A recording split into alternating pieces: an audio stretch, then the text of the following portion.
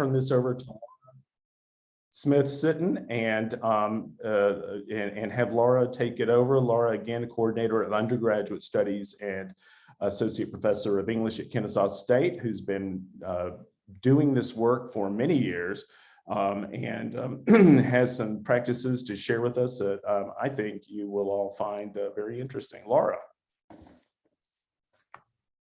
Thank you so much. I'm so glad to be talking with y'all, and I thank Robert and Bruce for spending some time helping me shape something that we think might allow us to learn more from each other and think about HIPS in a little bit different way. It is correct. I have been doing this for a very long time, and I think what I'm going to do is, Bruce, I think I'm just going to have you advance the slide. It looks like oh, there we go. All right. So I want to start by saying, and I put this up there, is I feel like in some ways I'm in that old adage, I'm singing to the choir, right? I think that those of us that do this work are experienced with this work and have either engaged with it or in the past or continuing to do so. But there are a lot of people here with a lot of experience, and probably many people that have more experience than I do across the disciplines. So I want to make sure that I talk about this and that you understand that what I'm sharing is really from my own personal experience and my work here at Kennesaw and my work before I came to Kennesaw. Interestingly, just as a little bit of background, when I was hired at Kennesaw, I was actually hired as a director of community engagement. And the idea was that in the English department with our writing and graduate programs, we have a faculty of just over 100 in full-time faculty, that we were going to implement high impact practices in our courses, beside our courses, and in all kinds of different ways to help students see the value of what they were doing in English and writing studies. So I've moved to a different position, but I still keep a lot of that work as a part of it. But I did want to situate it in that way. Bruce, if you'll just move forward. So I pulled a couple of things that I think that we generally know, but they're quotes that I think serve these discussions well, and that high impact practices really help students develop the skills essential in the workplace and transfer to a wide variety of settings. And I don't always mean that everything has to be pre-professional. I know that that's a lot of the work that I do in internships and work-based learning. However, I think that we see those and we know those from our own experience, and then we know those anecdotally as well. I'll get you to move forward again.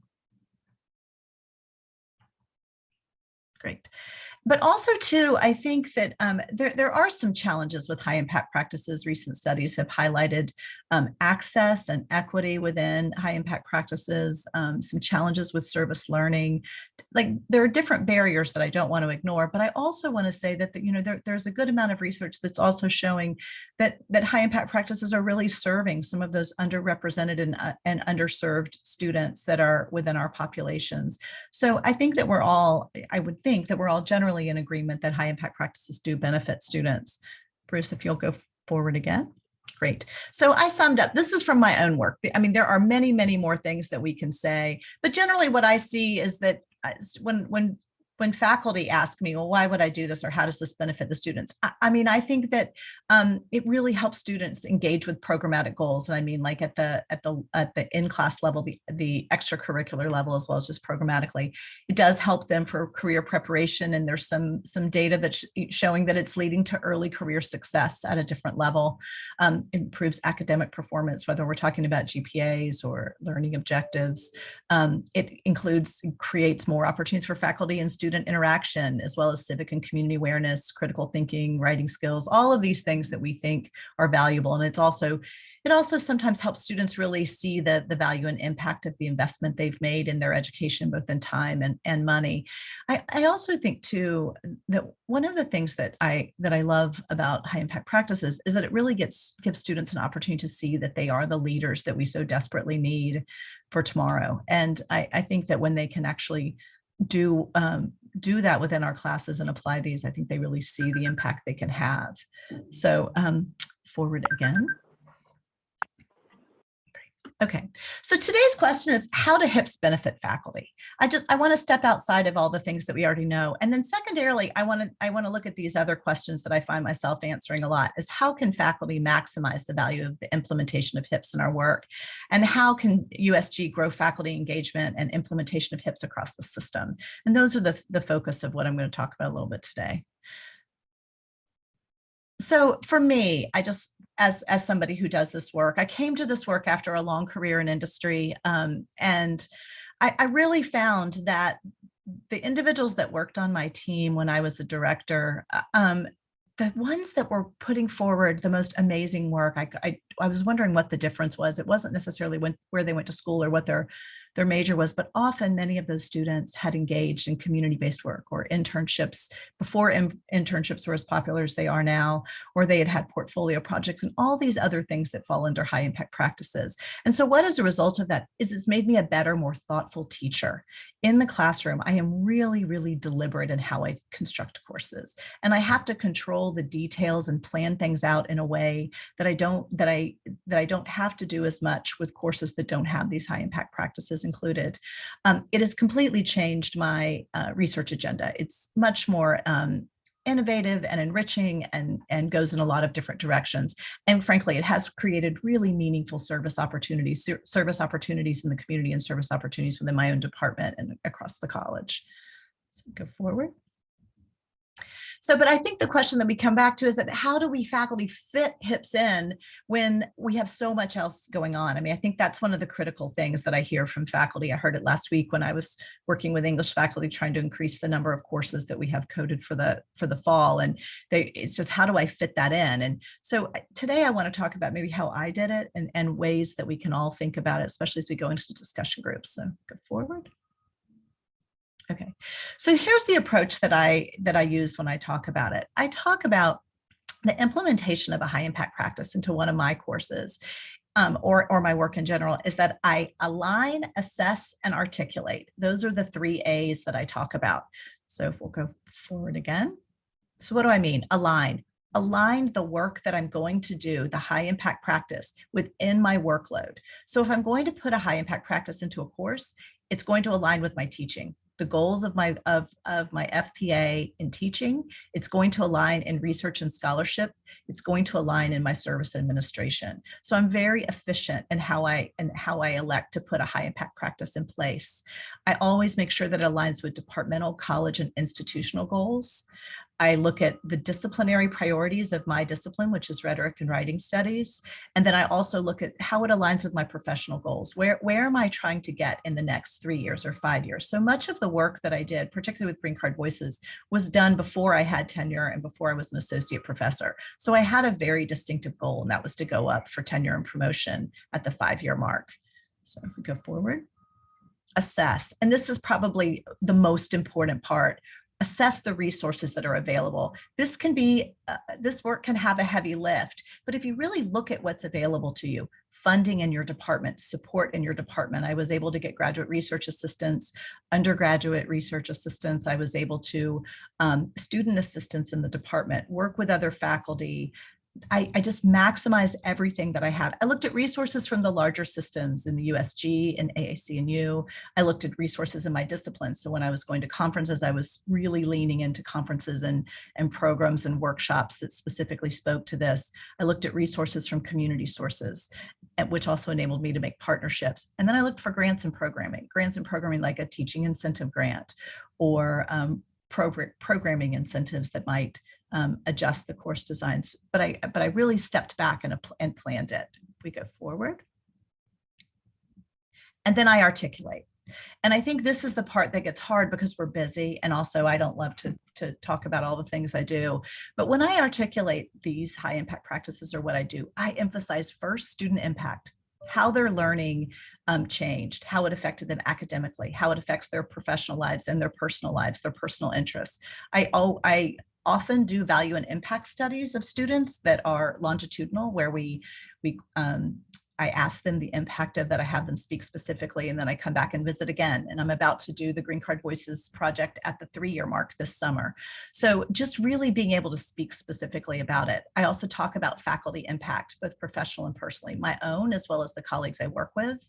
I look at college, university, and system impact, value and impact, how it aligns with goals and mission, and also the community and public impact. I mean, I think when we do some of this work, whether we're putting students into jobs or we're looking at how we prepared them better for their philanthropic work or their civic work or their graduate programs, I think that we have to think about that as well. And we have to share that information. Move forward. So I just want to tell you a quick story. So several years ago, there was a project. It was called Green Card Voices. It was a nonprofit based out of Minnesota, and they were producing digital narratives of student immigrants and refugees, and then editing those into collections and then curating traveling exhibits and book readings and conversations. And they had done it primarily in Minnesota, but they had an interest in doing it in the Georgia community. And I'll be honest, this had not been my area of specialty, but my area of specialty was writing and editing, and also community engaged work and service learning and internships. So with a partnership with faculty from geography and social sciences and education, we worked together and published the first collection of Atlanta stories. And we did it primarily integrating it first into graduate writing courses and underwriting editing courses, giving students an opportunity to come alongside of a project of this size. But we also integrated a range of high impact practices. We had internships, there were portfolio components, there was community-based sitting alongside of service learning. So the project was very planned out, and it became the focus of really the first, about 3 years of my academic career. But always the whole time I was looking at teaching, I was looking at service, and I was looking also at scholarship and research. So if we go forward. So the project grew, right? So I had how it aligned with teaching was, it was in my courses. It changed my pedagogy. I changed how I taught. I integrated reflection in a very different way. I integrated what was going to get out into the community. We made curricular changes at the department level. We changed our P&T guidelines to include value for community engaged projects. We ended up publishing 6 different editions across the country from different places. We did multiple conference presentations as a research team and journal articles. We've had numerous invited and feature talks and grant procurement. And then also too, it created opportunities for service administration and leadership, both at the department, college, and university level, as well as in the community and public impact. So I offer that to you is that you see that I was trying to figure out how it fit in, and I wasn't trying to make it a sidebar. I was trying to make it fully integrated into my work, or I couldn't have done it. So go forward. There we go. So how can faculty maximize the value? Create a map. It's the first thing I say. Really make a map. What do you want to do with this? Establish those short and long-term goals. My short-term goal was to publish that particular piece, but my long-term goal made room for additional issues, made room for scholarship, made room for grant procurement, leverage the resources available. I took advantage of every resource I could find at Kennesaw, whether it was CETL workshops, CETL sessions, whether it was support from the Office of Undergraduate Research, whether it was department support. And I made the work count. So everything I did, I tied it to some other outcome, something that aligned with service or scholarship. And I shared the load. I couldn't do it by myself. So I pulled other colleagues, other students, graduate students who were looking for thesis and capstone projects, so that somehow or another I could share the workload and collaborate together, which also creates amazing opportunities for students when they learn how to do team projects. Since I think that's currently the thing that employers are seeking most today is evidence of teamwork. Again, it was align, assess, and articulate.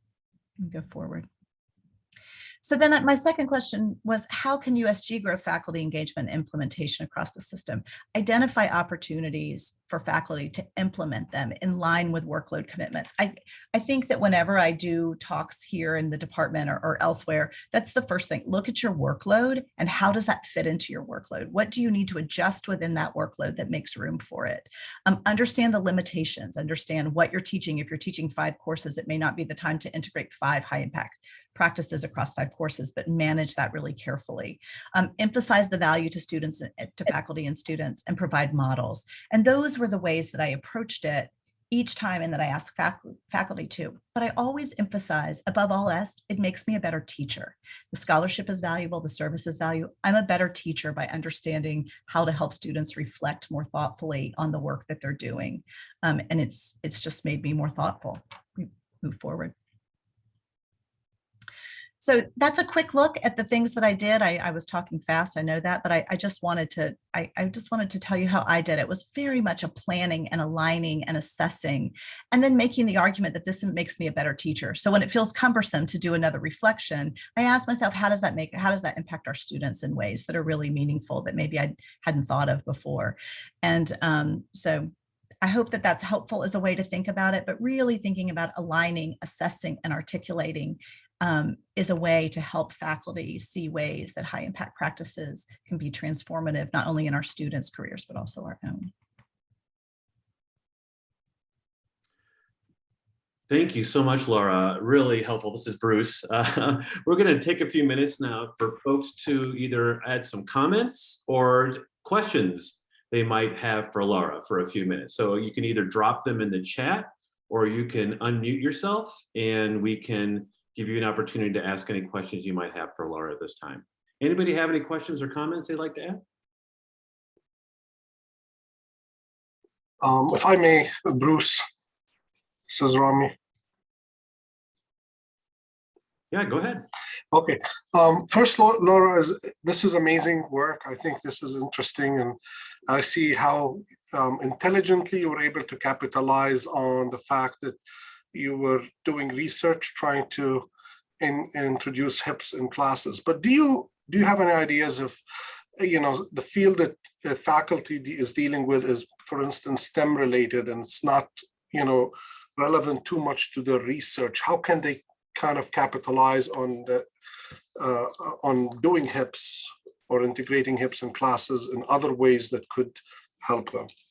So sometimes when I think about STEM, right, which is completely different than what I do.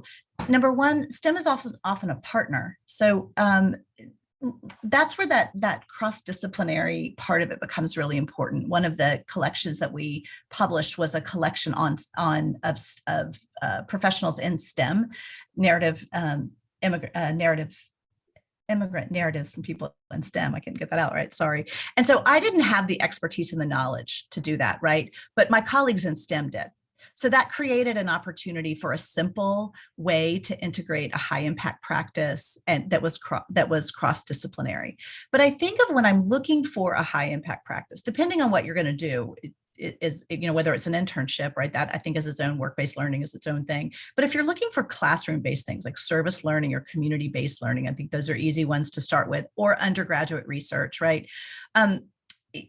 Identifying a problem or something that our students' intellectual abilities and knowledge can contribute to. That's what I always ask. Like identifying, I don't go to the community and tell them what we're going to do to fix it, but I think how could our students fix that? How could they contribute in a meaningful way? And it doesn't have to be giant, right? It can be little. Their contribution can be very small, and it can just be exposure as well. So that's how I see it, as looking at what your expertise is and what the expertise of your students are and what they're going to be able to do when they leave college, and helping them see that this isn't just for a class, this is for them as a professional as well. Is that a helpful way to think about it?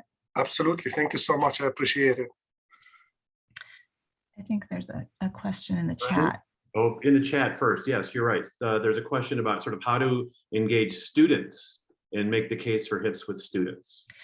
So I'm very practical, Amy, and and so one of the things I talk about is I do go back to the AAC&U employer reports, and I show students what employers are looking for. And also too, I talk about data from high impact practices, the value of that. And I do spend a little time helping them see that they really are the leaders that we're going to have tomorrow. And so we want to prepare them to see how the work we do in our classrooms transfers. I've not gotten pushback from the high impact practices that I've implemented. But I will tell you, Amy, I talk to students a lot, and I do a lot of value and impact studies, and I ask questions of students. What worked for you? What would have been better? What reading would have been more foundational? And I do it. It doesn't have to be formal, right? It can be on the way back to my office after class. So that's how I get it. I lay a foundation that emphasizes the practical part of it. And then I always talk about the civic part. And I often have students who've done high impact practices in other classes come back and introduce those alongside of me, and for them to talk about the value of their project. I really like HIPS, particularly with first year students and lower division students. I think it's a great opportunity to help them maximize their college careers. Brendan had a question. Yeah. Hey, Lara, I hope you're doing well. Look at that. I'm so sorry. We used to share a wall at Georgia State. With like when you were discussing your work and how you would bring students into this project, I'm wondering what the structures were for it, because I know like a lot of projects like you're talking about, students can benefit particularly like at large levels, and I think it just starts magnifying if they can work on it more than one semester.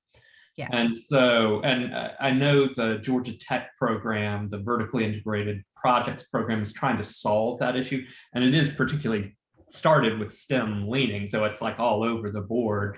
But the idea is, how do you reward faculty and get students course credits over multiple semesters to kind of work on these large projects that connect faculty research? And I'm just wondering, with what you were doing, what obstacles did you face in terms of like, okay, how do I get credit for this beyond the research? You know, can it count toward teaching if you're bringing in a lot of students to work on these things? Could you do things multiple semesters? And what were the things that were blocking you, if anything? So I want to be concise in what I provide about that. So first and foremost, that goes back to the planning, right? So I knew that we could not produce an entire collection of stories along with all of the writing needed for the exhibit, or along with all the other pieces, right, in one semester. And the idea too is that I was really committed to sustainability, a sustainable partnership that continued. So what I did was I integrated it first into a class, and then planned. I knew what I was teaching the next fall, so I knew there was going to be a break in that, and that was going to continue in the next semester as well. So this class had this responsibility, this class had that responsibility. The other thing I did was that I put together a team of interns and a team of students that needed it for their own undergraduate or graduate research project. And they stayed in that position for a period of time. And I was able to get some funding for them. So those two things set beside each other, right? So that was, again, the project planning. So for example, one of the students that was the lead editor, I gave her that opportunity to do that on the Atlanta book. She then went off and became an editor, but she integrated that fully into not only her studies as a graduate student around the topic of editing, but also linked it into her thesis and linked it into her professional work, right? So it was, if you could imagine, just there was like a diagram that I did that had these different pockets. That's the first thing I would say. I also leaned to faculty, like, look what other faculty will be teaching courses that we could break off a piece of that and put that into their course next semester. A, it included more students, and B, it included more faculty, if that makes sense. So I looked at the whole curriculum and thought, I won't be able to get that done, but if I start this next book, who could take that with me? So that's the first thing I would say. And if that makes sense. And it's interesting, I'm doing another project now with returning citizens in Common Good Atlanta, which I'm sure you're really familiar with it at Georgia State, but we're doing a different element of it. And we are doing that whole vertically, like that whole program where we're trying to figure out how we're going to break it over semesters. As far as how I got credit for it, initially, I'll just be honest, I did it through research and scholarship. I mean, that enabled me to get the credit that I felt like I needed to get being in an R2. That was what was going to be recognized.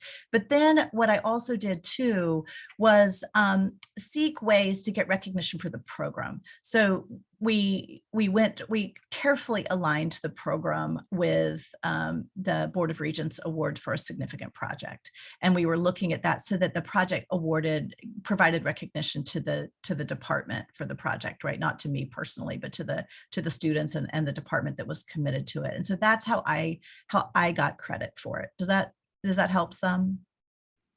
Yeah, I'm just thinking in terms of a lot of the things that you're having to do are based on the university not being set up in a way to allow you to do it in an easier way, as in having students for a whole year working on a project with you, or bringing in a bunch of people from different disciplines and grad students and undergrads in one class together. So I did Right. that with the internship class, right? So I had the Right. flexibility of 6 and 12-hour internships that can be broken apart. So our editorial team did work over multiple semesters, right? And we would even take some of those, the primary editorial team were graduate and undergraduate students from a range of disciplines enrolled in the internship course that they were continuing on for a period of time. Does that make sense? And were they multiple disciplines or just English, or They were okay. different disciplines. Okay. Yeah, because I see value from all the different disciplines, Yeah. right? Yeah. Great. So I hope that was helpful. So Laura, we've got several more questions in there, but we do also want to have time for people to break out and just have individual discussions. So I don't know if I can enlist you, Laura, to go in and respond to the questions in the chat Sure. individually. Sure. So if you Yep. did ask a question, and you can continue, we'll have Laura provide some responses there. But we want to get you all talking to one another to talk about what's the work you're doing to engage your colleagues and peers in the work of designing and implementing HIP. So we're going to break off into some small groups now. And we'll take about 10, 12 minutes for that to happen. And then we'll reconvene here at the end just for some closing remarks from Robert. So I'm just going to randomly assign you all to breakout sessions as soon as I can get myself situated here. And feel free to have those dialogues with everybody. Okay. See you in about 10 to 12 minutes.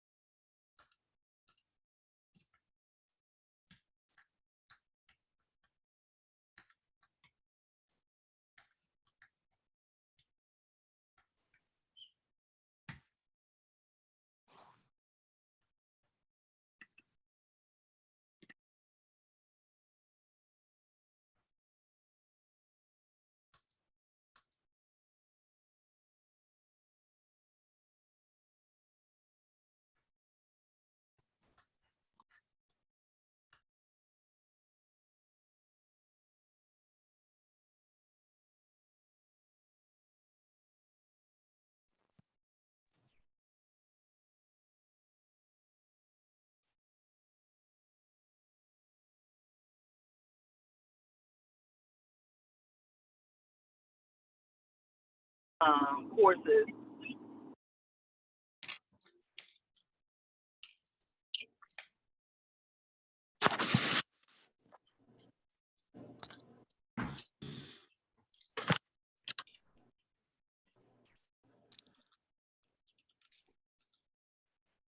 Okay, welcome back, everybody. I think everybody's pretty close to back. We are going to hopefully had good productive discussions about how you're connecting with your faculty and encouraging them to participate in your work to expand the offerings of HIPS at your institutions. We have just a few minutes left, and we want to provide some time back to Robert to talk about the course attribute dashboard and to provide an update on all of that. So Robert, I'm assuming you're available and we can have you step in and provide some concluding remarks around the CAD. I'll bring up the slide deck again to share some. Yeah, and this time I will try to actually click the mouse appropriately and not make myself muted. I want to do this briefly to everyone. I'm happy to send you these updates via email as well, so you have it in print. Thanks again to Lara for doing this today. This is, as I said, the first of what we anticipate is going to be a series of sharing out promising practices from all of you so that you can begin to learn from all of our colleagues here and what's really working from faculty members. We can do what we can to help support this work, but you're the ones actually teaching the courses and working with the students. And so that's absolutely critical. I put in the message box, the chat box there again, the information on the final report for this semester. Please send that both to me and to Bruce. I apologize, I have a dog that has decided that the meeting here is a threat, I think. So we'll ignore that for the moment. But please send that to both of us and we'll review and we will certainly make comments. I'll also get back to you, as I said, with the information for a penciled in fall meeting to get us started. Want to also say to you, the course attribute dashboard, that's something that we're working on moving forward. That's going to take some time to implement, but I also want to thank all of you for your help on that. We're creating now an advisory group. We had advisory, of course, at the beginning of the course attribute dashboard creation. And that, however, was a couple of years ago now. And now we're doing this again as we have implementation. Those teams will begin their meetings next month. And Karen Nunn and our group in implementation here at USG is working to pull together folks from all of our institutions to give information on how to do this best. And many of you will probably be tapped on your opinions here. The Office of the Registrar is still the key contact. We're also working with the Provost's office now and those meetings going on beginning next week so that we're all working together, Registrar's office, Provost's office, to get this course attribute dashboard implemented for everyone in the state. We want to get this at scale, of course, because the whole idea is that we need to know what these HIPS courses are doing as we move along and how they are fitting the USG strategic plan and also the plans for each of your institutions, many of which include data such as the material we'll have from Banner and the course attribute dashboard. So for your teams though, if you don't have current implementation of that course attribute dashboard, please continue using your current process and just provide the best data you can for the HIPS that you're currently using. And we will work with that implementation as we move into the fall. So that's really my message that I wanted to give you, to let you know it is ongoing. We have many different threads with Provost's and Registrar's office and many team members here at USG helping keep this going. And I knew it was going to take some time. We're looking for the fall as a heavier implementation for our CAD. With that, I'm going to wrap up. I want to thank everyone for being here today. Is there any last question that we need to answer before we log off for this semester? Hi, Robert. I have a question. Mhm. I was curious, I know previously there was a mention that there might be specific modules for types of HIP Mhm. approaches, like internships or research. Is that something that is still a goal? It is, Or- and Peter Berryman can certainly speak to that. Peter, if you're, I can see if Peter's with us at this very moment. We're coming up to the end here. You can certainly speak up. If not, what I will do is I will get a hold of Peter and we'll send you out a blast. Send a Yeah, blast Robert, out it's to him and Peter. we'll give you an update on that. Really had limited time today, and you're really pointing this out for us, Christy, because there's a lot to cover. Oh, no. No, I appreciate you bringing it up, because the momentum you at USG work is also critical. It's on the other end from the CAD. That's the preparation side. And we just kind of ran out of time. So I think we'll send you that information in a blast and let you know. I'll speak to Peter next week about that. Awesome. Give you Just updates. excited about it. That's why I asked. It's going on. I can promise you that part. I need Peter to actually make sure that I'm saying the right thing, though. So we'll get a hold of you next week. Great. Thank you. All right. Well, I think we're right at time. That's a good question, though. Thank you. I want to thank all of you for this tremendous work this semester. Looking so much forward to seeing your reports on your progress. Please hit me with questions at any time, because, like I said, we have limited time here. These meetings, I feel like, if we just had infinite time, we can meet every week and keep going, because this is such a huge lift for HIPS at Scale.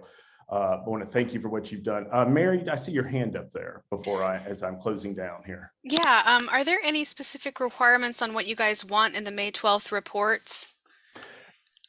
Essentially, we're leaving that free form. The way that we received them in fall was somewhat different for each of the institutions, but I think that if we can hear how you have taken the plan for implementation HIPS on your campus and move forward from fall to this date. In some of your cases, that includes new HIPS. In some cases, it includes trainings that you've given. In others, it may be that you have changed the way that you're reporting out to Banner. And for many of you, it's all of the above.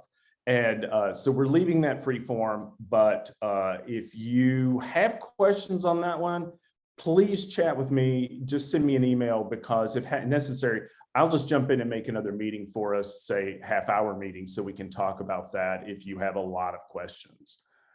Mary, does that help a little bit? Yeah, thank you.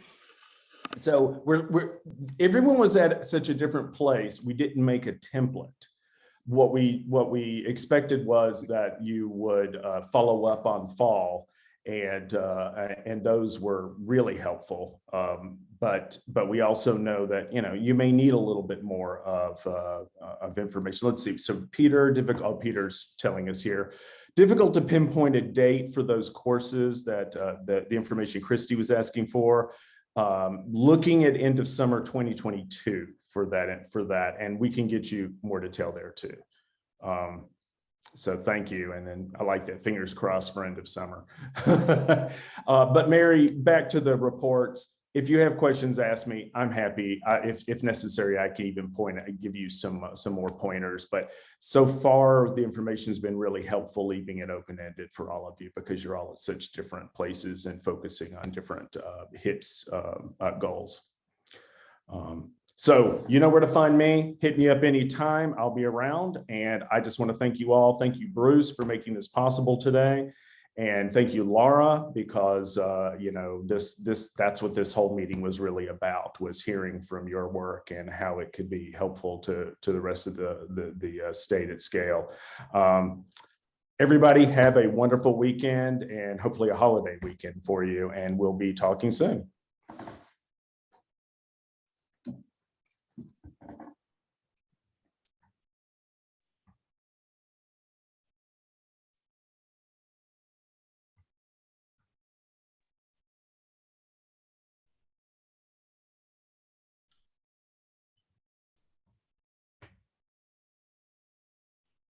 Thank you. I hope you got what you needed. Oh, that was fantastic. Thank you so much, Laura. I really do appreciate it. Just whizzed by, though. I feel like I know, I was trying to talk fast. Sorry. Anyway. So, but yeah, I can tell just from the questions, the quality of the response, people were found it very helpful. So thank you so much. You're welcome. Thanks for the opportunity. Just let me know if you need anything or there's any other way I can help. Okay. Truly my pleasure. All right. Bye-bye. Take care.